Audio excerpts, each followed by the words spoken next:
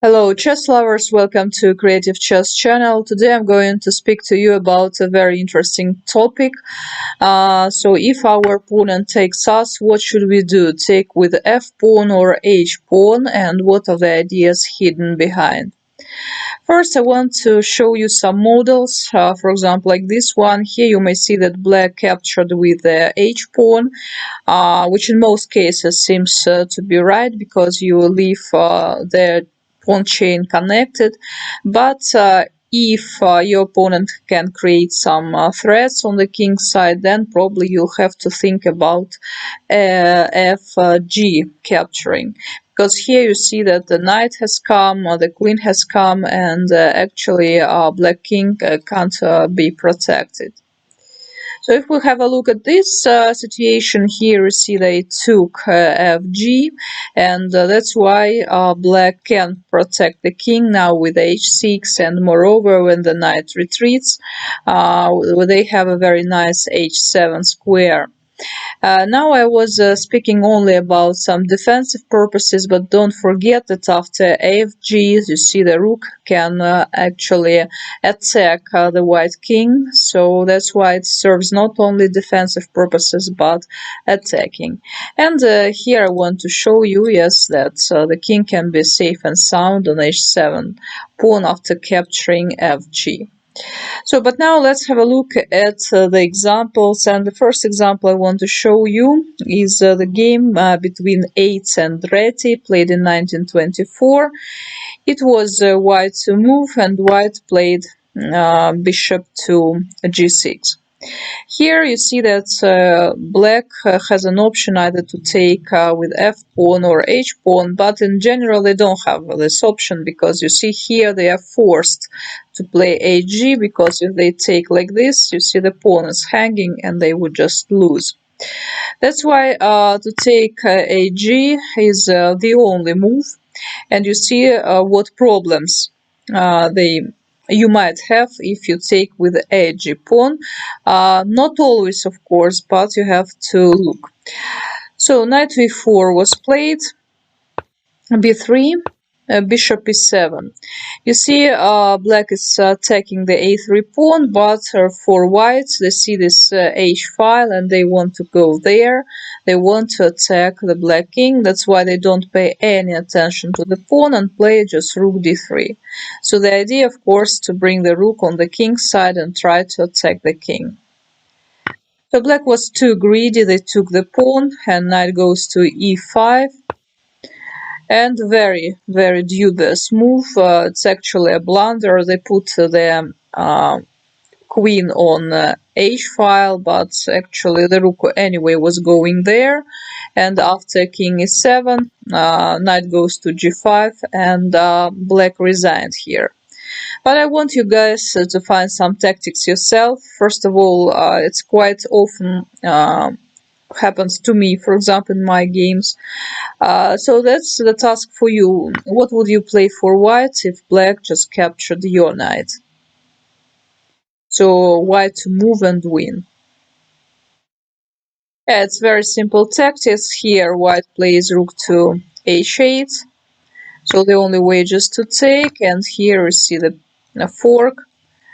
We are winning the queen. So you see, and of course you may not take the queen, sorry, the knight, but you see that they want just to take the pawn and then checkmate from h8. Okay, let's protect this this pawn. In this case, the winning move here is queen to e3. It seems why is that? But let's make some move for black. For example, this one. Just imagine that black wants to eliminate one of the knights. Now, guys, again, so white to move and win. So please find tactics yourself. Yeah, okay. And the right answer here, of course, you play rook h8, so king takes. Then queen goes to h3. It's check. King goes, and now it's checkmate. Yeah, you see that's why of course, taking h to g, you open the h file, and you see in some cases white can attack you. That is problem number 1. Okay, now let's have a look at some other interesting positions where fg was taken. And that's quite an interesting game, which was played by Seiravan and Tal. And Tal was playing black here. Actually, he lost playing black, but he lost. Let's have a look why. So his opponent played, no, Tal played a bishop to g3. Probably he thought that his opponent would take hg. In this case, his position was would be better, not better, but at least not worse. Yes, not worse, but. To Tal's surprise, they took fg, and it turned out that now white wants to play h3, put their king on h2, where it will be very safe, and at the same time, you have a look at black's king. It can be under attack, especially this bishop is very strong. So in the game followed rook to d1. Tal played Queen d7. We all know Michael Tal and know that he liked playing with queens, but of course he understood that in such case it would be very difficult to attack this king. After h3 and h2 it will be even impossible. That's why he wants to exchange, but of course Seiravan plays queen to e1, bishop e6, b3. Actually, I'm not going to show you all the game, but black lost here. But the idea is clear, just to play h3 here. A bishop, for example, to a1, play queen c3, and win the game on this diagonal, on long diagonal. So let's see here if white had played this obviously looking move hg, so probably they'll have some problems with their king too, but they played a very good move, and then they made their king safe, and only then tried to attack Tal and managed to do this.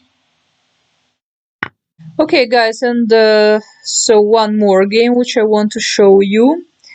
This game was played on the championship of the USSR between Balashov and Sveshnikov. And here Balashov played, I think Sveshnikov was playing white. He took bishop to g6. I think he was thought that his opponent would take hg. In this case, he might have played bishop g5, for example, castle, b4, bishop b6, a4, and you see that white has a certain initiative here on the queen side, so their position is quite nice. But Balashov didn't play like this. Instead, he captured with fg pawn. And he is going, yes, to castle king side. This file he will use for attack. And again, our idea, if the king would feel unsafe, then we can just put it on h7, where it will be very, very safe. Okay, fg, bishop f4 was played by white. Okay, if white tries to repeat the previous idea with bishop g5 and all this stuff, in this case, it's possible to play castle before bishop b6, a4. If to use the same idea is already a mistake, because here black can capture knight to e5, and it turns out that this pawn is hanging, which is on f2, and if, for example, to take with the rook, then just rook goes to f3, and black is already much better here. That's why instead of playing this idea, they just played a bishop to f4. So here we need to have a look from white side, from black side, sorry, because black was winning here. Let's have a look. So the game proceeded black just castled. You see, they are taking the bishop, so the bishop has to retreat. Knight goes to e7, knight bd2, knight f5, knight b3, bishop a4. It's a pin, so that's why you can't take the bishop right now. Of course, white wants to avoid this pin. That's why they play queen to c2, but actually it's not for avoiding, because you don't avoid, but you just protect the pawn on f2 because it was under attack. Rook a8, h6. You see, like we saw that h6 is quite an interesting move, because first of all you don't allow the knight to jump there, and in case you may go king to h7, h3, and black is ready to attack. They play g5, bishop h2, rook c7. So they probably want to double the rooks on this side. Knight e1, and here very sly move, bishop e7. So now they are threatening knight to d4. You see, it's a pin they can't take because the queen will hang, and they can't take with the knight because again it's pin. So many pins are here. So of course white noticed that, played queen to e1, rook c4, and already g4, g, and knight e3. It's a very interesting move. Actually, it's a winning move, and you see you can't take the knight because rook f1 goes, and after bishop goes to g1, you can just take, and checkmate is coming, and white's position is lost. So queen e2 was played, knight to g4, f3, knight h2, knight d4. Okay, it's not that interesting. Yes, to look here, because already black is much better, and actually in several moves white here resigned. Yeah, but again, so in this position, black could have played their move, which obviously a lot of us would play just hg, but instead they played fg and started the attack on the white king, and at the same moment their king was safe and sound on g8, and in case it could run away to h7. And guys, the last position for you, I want to ask you a question. It was black to move, and black played bishop to g3. What would you choose here? What would you play? hg or fg? Yeah, so definitely you should play hg. Yeah, guys, hg here. So I was speaking too much about fg today, but of course, in most cases, hg is better, because you just keep your pawn structure together. If you don't see, for example, you see that there is no threat for your king, because okay, he can play knight g4, he can even play here trying to checkmate you. But okay, here the knight is standing, it's protecting everything. Moreover, it's quite a long plan. Yeah, that's why probably white would find 100 other ways to protect their king. At the same time, if you, for example, take with f pawn trying to attack on the f file, black might have played king g4, attacking the pawn. You may protect and just play f5 and prevent you from playing on the king side and on their f file. So that's why all the time you need to think whether it's worth playing with taking with h pawn or f pawn. But anyway, it's an option for you, and don't think that 100% and 100 games you should take ag. No, in a lot of cases, fg is the best way to move.